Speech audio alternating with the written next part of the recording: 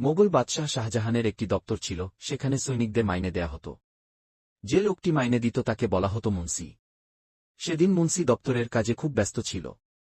এমন সময় ঝড়ের মতো এসে হাজির হল একজন সৈনিক। কি একটা কারণে মাইনে নিতে তার দেরি হয়ে গিয়েছিল। সৈনিকটি ভেতরে ঢুকেই চড়া কণ্ঠে বলল, আমার মাইনেটা চুকিয়ে দাও তো। মুন্সি বলল, আমার হাতের কাজটা সেরেই তোমার মাইনে দিচ্ছি।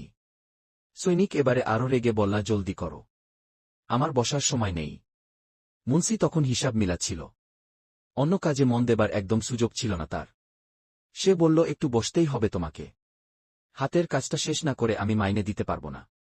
মিলিটারি মেজাজে সৈনিক এবারে বলল, কি বললে? আমার মাইনে দেবে না? আমার মাইনে আটকে রাখবে? মুন্সি বলল, মাইনে দেব না এমন কথা তো বলিনি, বলেছি একটু বসতে হবে। সৈনিক তার তলোয়ারটি বাড়িয়ে ধরে বলল, এখনই আমার মাইনে দাও, তা না হলে তোমার সামনের দুটি দাঁত তুলে ফেলব। মুন্সি কলম উপরে তুলে ধরে বলল, কি বললে? আমার দাঁত খুলে ফেলবে? আমার হাতেও কলম আছে, ভেবো না আমি দুর্বল, আমিও কলম দিয়ে কিছু করতে পারি। সৈনিক মুন্সির কথায় গ্রাহ্য না করে বলল, কলম দিয়ে করবে কচু? দাও, এখন আমার মাইনেটা দিয়ে দাও। মাইনে চুকিয়ে দিল মুন্সি। সৈনিক চলে যেতে যেতে বলল, আমাকে ভয় দেখিও না বাপু, তোমার কলমের চেয়ে আমার তলোয়ার অনেক বড়। মুন্সি সৈনিকের আচরণে মনে বড় ব্যথা পেল। মনে মনে বুদ্ধি আঁটল, কেমন করে সৈনিককে শায়েস্তা করা যায়। হঠাৎ একটা বিষয় তার মনে পড়ল। তখনকার দিনে সৈনিকদের বেতন নিতে হলে শরীরের একটি চিহ্ন দেখাতে হতো। আগেই চিহ্নটির কথা বেতনের খাতায় লেখা থাকত। মুন্সির মাথায় বুদ্ধি খেলে গেল।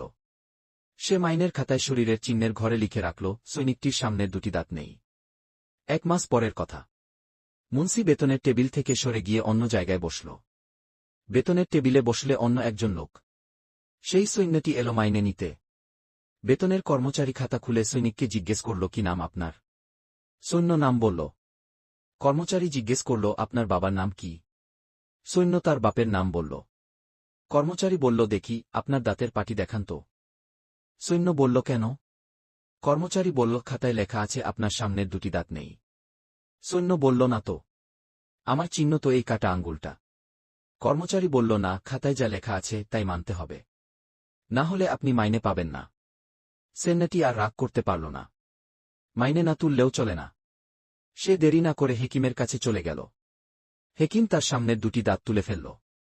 সৈন্যটি রক্তমাখা মুখে রুমাল চেপে ধরে আবার হাজির হল দপ্তরে। মাইনে নিয়ে বাড়ি যাওয়ার সময় সে দেখতে পেল দপ্তরের মুন্সিকে। মুচকি হাসছে তার দিকে তাকিয়ে। সৈন্যটি মুন্সিকে বলল, সত্যি কলমের জোরই বেশি। আমি আর কোনো দিন তলোয়ারের বাহাদুরি দেখিয়ে বেয়াদবি করব না। সালাম মুন্সি। গল্পে